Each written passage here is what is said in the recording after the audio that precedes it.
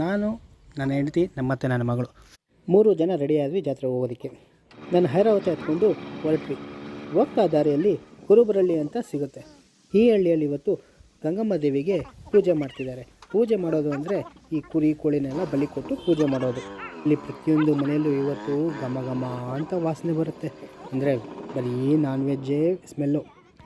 ಅಲ್ಲಿಂದ ಮತ್ತೆ ಮುಂದಕ್ಕೆ ಹೋಗ್ತಾ ಇದ್ದಂಗೆ ನಮಗೆ ಸಿಗೋದೆ ಈ ಜಾತ್ರೆ ನಡೆಯುವ ಈ ಊರಲ್ಲಿ ಫೆಬ್ರವರಿ ತಿಂಗಳಲ್ಲಿ 3ನೇ ವಾರದಲ್ಲಿ ಮಾತ್ರ ಇಲ್ಲಿ ಹಬ್ಬ ಅಂದರೆ ಜಾತ್ರೆ ನಡೆಯುತ್ತೆ. ನಿಮ್ಮ ಊರಲ್ಲಿ ಯಾವಾಗ ನಡೆಯುತ್ತೆ ಅಂತ ನಮಗೆ ಕಾಮೆಂಟ್ ಬಾಕ್ಸಲ್ಲಿ ತಿಳಿಸಿ. ಈ ಜಾತ್ರೆಯಲ್ಲಿ ಮಕ್ಕಳು ಆಟ ಆಡೋದಕ್ಕೆ ಆಟಿಕೆ ಸಾಮಾನುಗಳು ಮತ್ತು ಅಡುಗೆ ಮನೆಗೆ ಬೇಕಾದಂತಹ ಪಾತ್ರೆಗಳು, ಸೌಟುಗಳು ಮತ್ತು ಹೆಣ್ಮಕ್ಳಿಗೆ ಬೇಕಾದಂತಹ ಸ್ಟಿಕ್ಕರು ಮತ್ತು ಬೊಂಬೆಗಳು ಪ್ರತಿಯೊಬ್ಬರಿಗೂ ಉಪಯೋಗ ಆಗುವಂಥ ವಸ್ತುಗಳನ್ನೇ ಮಾರಾಟ ಮಾಡ್ತಾಯಿದ್ರು. ಅದಾದಮೇಲೆ ನಾವು ಹಂಗೆ ಮುಂದಕ್ಕೆ ದೇವಸ್ಥಾನಕ್ಕೆ ಹೋದ್ವಿ. ಇದೇ ನೋಡಿ ಆ ದೇವಸ್ಥಾನ. ಈ ದೇವಾಲಯದಲ್ಲಿ ಶ್ರೀ ವೆಂಕಟೇಶ್ವರ ಸ್ವಾಮಿ ವಿಗ್ರಹ ಇದೆ. ಹಾಗೂ ಈ ವಿಗ್ರಹವು ತುಂಬ ಚೆನ್ನಾಗಿ ಅಲಂಕಾರನೂ ಮಾಡಿದರು. ಲೈಟಿಂಗ್ಸಲ್ಲಿ ಅಲಂಕಾರನೂ ಮಾಡಿದರು. ಆ ವಿಗ್ರಹ ನೋಡ್ತಾ ನನಗಂತೂ ತುಂಬ ಆನಂದ ಆಗೋಯಿತು. ಅಲ್ಲಿರುವ ಪೂಜಾರಿಗಳು ನನಗೆ, ನನ್ನ ಹೆಂಡತಿಗೆ ಮತ್ತು ನನ್ನ ಮಗಳಿಗೆ 3 ಜನಕ್ಕೂ ತೀರ್ಥ, ಪ್ರಸಾದ, ಮಂಗಳಹಾರತಿ 3 ಕೊಟ್ಟರು. ಹಾಗೆ ನಾವು ಅದನ್ನು ತಗೊಂಡು ಅಲ್ಲೇ ಪಕ್ಕದಲ್ಲಿ ಇರುವಂಥ ಶ್ರೀ ವೇಣುಗೋಪಾಲ ಸ್ವಾಮಿ ದೇವಾಲಯಕ್ಕೂ ಹೋಗಿ ಕೈ ಮುಗಿದು ಅಲ್ಲಿನ ಪೂಜಾರಿಗಳಿಂದ ತೀರ್ಥವನ್ನು ತೊಗೊಂಡು ಮತ್ತೆ ಹೊರಗಡೆ ಬಂದು ಪ್ರಸಾದ ಹಂಚ್ತಾಯಿದ್ರು. ಆ ಪ್ರಸಾದನ ತೊಗೊಂಡು ಪಕ್ಕದಲ್ಲೇ ಇರುವಂತಹ ತೇರನ್ನ ಆ ಊರಿನ ಯುವಕರು ರೆಡಿ ಮಾಡ್ತಾಯಿದ್ರು.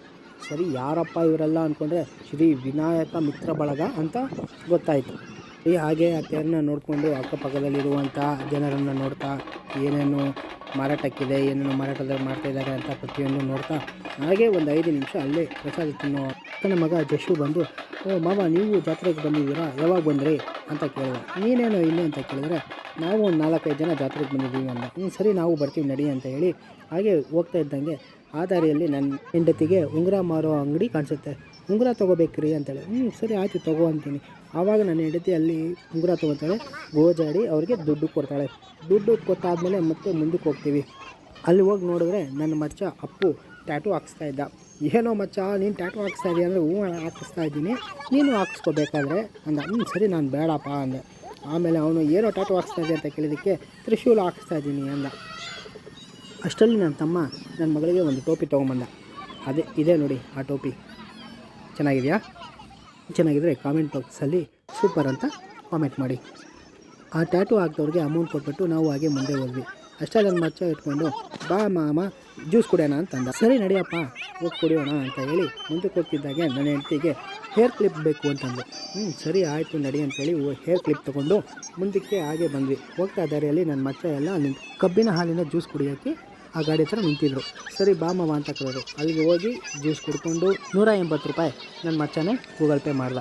ಅಲ್ಲಿಂದ ಮತ್ತೆ ನಾವು ಮುಂದಕ್ಕೆ ಬಂದ್ವಿ. ಹಾಗೆ ಬರ್ತಾ ಕೆಲವೊಂದು ಐಟಮ್ಗಳನ್ನ ನೋಡಿಕೊಂಡು ಅಲ್ಲಿರೋರನ್ನೆಲ್ಲ ಮಾತಾಡಿಸ್ಕೊಂಡು ಅಲ್ಲಿಂದ ನಾವು ಮನೆಗೆ ಬಂದ್ವಿ. ಅಷ್ಟೇ ನೋಡಿ ಜಾತ್ರೆ ವಿಡಿಯೋ. ಈ ವಿಡಿಯೋ ನಿಮಗೆ ಇಷ್ಟ ಆಗಿದೆ, ನನ್ನ ಚಾನಲ್ನ ಸಬ್ಸ್ಕ್ರೈಬ್ ಮಾಡಿ, ಫಾಲೋ ಮಾಡಿ, ಲೈಕ್ ಮಾಡಿ ಮತ್ತು ಶೇರ್ ಮಾಡಿ. ಟಾಟಾ, ಬಾಯ್ ಬಾಯ್.